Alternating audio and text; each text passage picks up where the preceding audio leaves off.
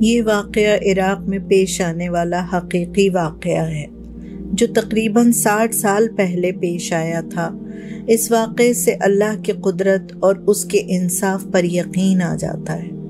ایک شخص تھا تو غریب، لیکن وہ اور اس کا خاندان اپنے حالات پر مسرور و مطمئن رہتے تھے۔ اس کے گھر میں ایک بیوی، 5 بچے، 2 بہنیں اور بوڑھی والدہ تھیں۔ یہ ایک چھوٹے سے گاؤں میں رہا کرتے تھے۔ یہ شخص جس کا نام احسن تھا وہ سبزی بیچنے کا کام کرتا تھا۔ چھوٹی سی دکان تھی اور گھر بھی بوسیدہ اور ٹوٹا پھوٹا تھا، جو ایک کمرہ، ایک چھوٹے سے صحن اور باتھ روم پر مشتمل تھا۔ کیونکہ الگ سے کچن بھی نہیں تھا تو کھانا پکانے کے کام بھی اسی کمرے میں کیا جاتا اور سب اسی کمرے میں سوتے بھی تھے۔ جب موسم اچھا ہوتا تو صحن میں بھی سو جایا کرتے تھے۔ جب احسن شام کو گھر لوٹتا تو اس کے ہاتھ میں سبزی کا تھیلا، گوشت اور روٹیاں ہوتیں۔ گھر والے خوش دلی سے اس کا استقبال کرتے اور سارا سامان اس کے ہاتھ سے لے کر کھانا تیار کرنے میں لگ جاتے۔ ہر روز انہیں گوشت میسر نہیں آتا تھا۔ جب آمدنی اچھی ہوتی تو وہ گوشت خریدتے، ورنہ سبزیوں پر ہی گزارا کرتے۔ ان کے پڑوس میں ایک جج صاحب رہا کرتے تھے۔ وہ اس خاندان سے بہت متاثر تھے۔ ان کا کہنا تھا یہ لوگ انتہائی غربت اور تنگی کے باوجود انتہائی صابر اور شاکر لوگ تھے۔ جج صاحب اکثر لوگوں کو ان کی مثال دیا کرتے تھے۔ کہتے کہ میں نے اپنی زندگی میں ان سے زیادہ سعادت مند گھرانہ نہیں دیکھا۔ احسن کے گھر لوٹنے پر ان کے گھر سے جو حمد و ثنا کی آوازیں آتی ہیں، میری خواہش ہوتی ہے کہ میں اس خوشنما منظر کو اپنی آنکھوں سے دیکھوں۔ خواتین کھانا تیار کرتی اور یہ لوگ مل بیٹھ کر کھاتے ہیں اور کھانے کے بعد اللہ کی حمد و ثنا کرتے ہیں اور مسنون دعائیں پڑھتے ہیں۔ آخر میں اپنے بوسیدہ لیکن صاف ستھرے بستروں پر بڑی خوشی اور قناعت کے ساتھ آرام کرتے ہیں۔ یہ لوگ کسی بڑے دنیاوی مال و متاع کی تمنا نہیں رکھتے تھے۔ وہ ہر حال میں خوش اور اللہ کے شکر گزار تھے۔ وہ موسم خزاں کی ایک شام تھی۔ یہ لوگ حسب معمول اپنے گھر کے سربراہ کی واپسی کے منتظر تھے۔ دروازے پر دستک ہوئی۔ ان لوگوں نے دروازہ کھولا تو سامنے 3-4 پولیس والے کھڑے تھے۔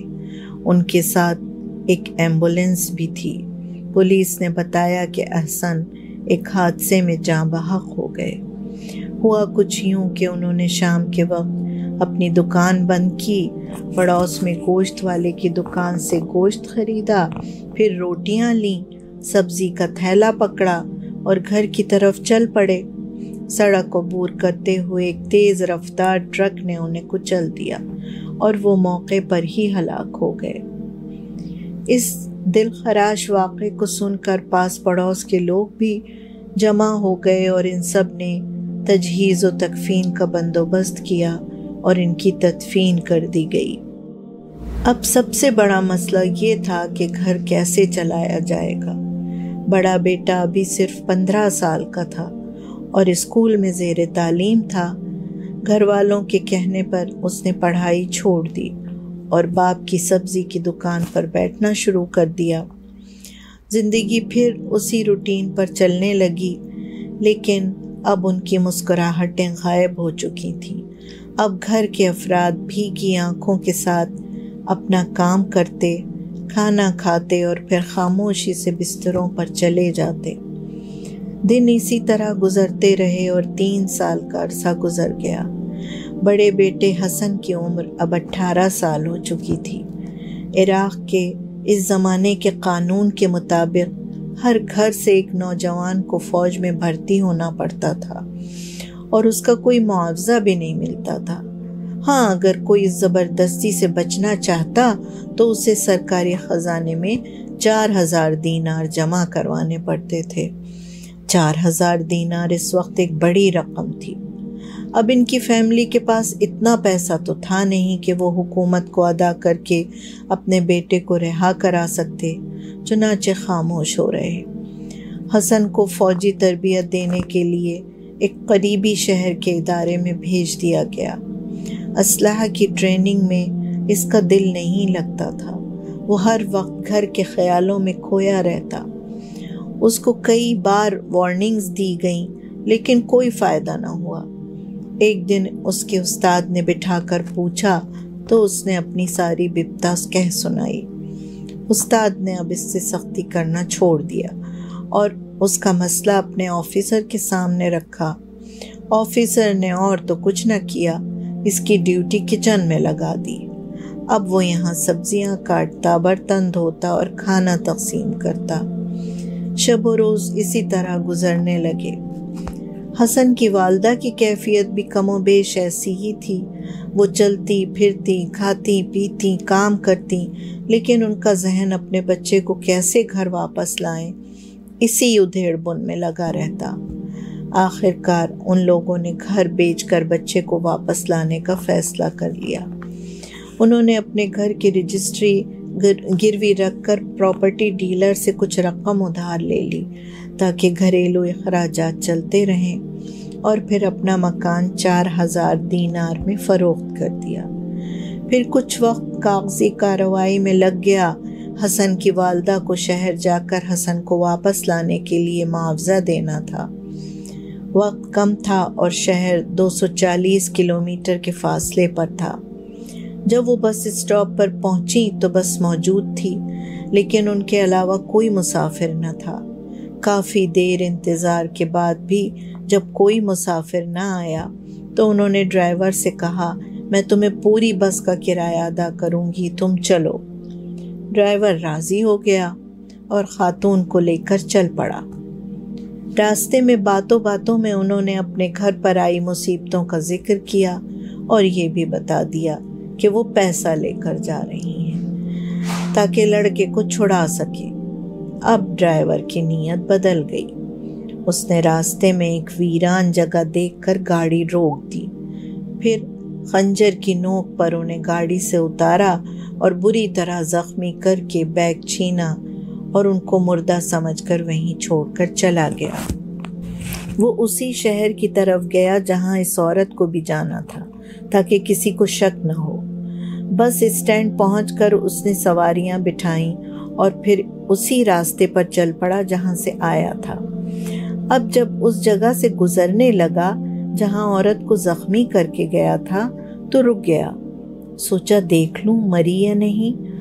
اس نے مسافروں سے کہا، مجھے پیشاب کرنا ہے، میں ابھی چند سیکنڈ میں آتا ہوں۔ جب وہ اس وادی میں پہنچا تو اسے کراہنے کی آواز سنائی دی۔ وہ غصے میں بولا، اے ملعون عورت، تو ابھی تک زندہ ہے؟ یہ کہہ کر اس نے پاس پڑا پتھر اٹھایا کہ اس عورت کا سر کچل دے۔ وہ وادی زہریلے سانپ بچھوں سے بھری ہوئی تھی۔ پتھر کے نیچے سے ایک زہریلا سانپ نکلا اور ڈرائیور کو ڈس لیا۔ اس کے منہ سے ایک دل خراش چیخ نکلی اور وہ تڑپنے لگا۔ مسافر اس کی آواز سن کر بھاگے آئے اور حیران رہ گئے کہ وہاں ایک زخمی عورت بھی موجود ہے۔ وہ مسافروں سے یہی کہہ سکیں کہ اس نے میرے پیسوں کا بیگ چھین کر مجھے زخمی کر دیا تھا۔ اب ڈرائیور بھی اس پوزیشن میں نہیں تھا کہ مزاحمت کر پاتا۔ اس نے بیگ کے بارے میں بتا دیا کہ کہاں چھپایا ہے۔ مسافروں نے زخمی عورت کو اس کے بیٹے کے شہر تک پہنچنے میں اس کی مدد کی، لیکن ڈرائیور کے جسم میں زہر پھیل جانے کی وجہ سے وہ وہیں دم توڑ گیا۔ عورت کو ہاسپٹل پہنچا دیا گیا۔ پولیس نے اس کے سامان سے اس کے بیٹے کا ایڈریس ملنے پر بیٹے کو اطلاع دے دی۔ بیٹا فوراً ماں کے پاس پہنچ گیا۔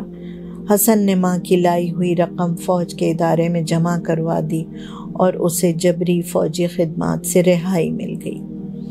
اس واقعے کا چرچا دور دور تک ہوا تو پڑوسی جج صاحب تک بھی یہ خبر پہنچی۔ انہوں نے اپنے دوست، احباب اور محلے والوں کو اس بات پر راضی کیا کہ اس آزمائش کی گھڑی میں ہم سب کو مل جل کر ان لوگوں کی مدد کرنی چاہیے۔ ان کا مکان جو بک چکا تھا وہ واپس لے لیا گیا، پھر بھی کافی پیسہ بچ گیا تھا جس سے گھر کی حالت کو بہتر بنایا اور سبزی کی ایک بڑی دکان خرید لی۔ اب حسن کا کاروبار خوب چل نکلا۔ وہ لوگ تو تنگی کے زمانے میں بھی اللہ کا شکر ادا کرتے نہ تھکتے تھے، اب تو اللہ نے ان کو ہر طرح کی فراخی عطا کر دی۔ وہ ہر لمحے اللہ کے شکر گزار رہتے۔ بچوں نے اعلیٰ تعلیم حاصل کی۔ پھر ایک وقت وہ بھی آیا کہ یہ خاندان دجلہ کے کنارے بغداد کے بڑے پل کے پاس ایک محل نما گھر میں منتقل ہو گیا۔ اس عورت کا کہنا تھا کہ جب ڈرائیور مجھے زخمی کر کے چلا گیا تو میں اس زمین و آسمان کے مالک سے رحم کی بھیک مانگ رہی تھی، انصاف مانگ رہی تھی۔ اللہ نے اس کی آہوزاری سن لی اور اس کا مال اور اولاد دونوں مل گئے اور اللہ نے زیادہ کر کے لوٹایا۔ صحیح بخاری سے ثابت ہے کہ اللہ کے رسول نے فرمایا، مظلوم کی بد دعا سے بچو، اس کے اور اللہ کے درمیان کوئی رکاوٹ نہیں ہوتی۔ اللہم صلی وسلم علی نبینا محمد، اللہم صلی وسلم علی نبینا محمد۔ اسی کے ساتھ اجازت چاہوں گی، اللہ نے چاہا تو پھر ملیں گے کسی نئے موضوع کے ساتھ۔ خدا حافظ۔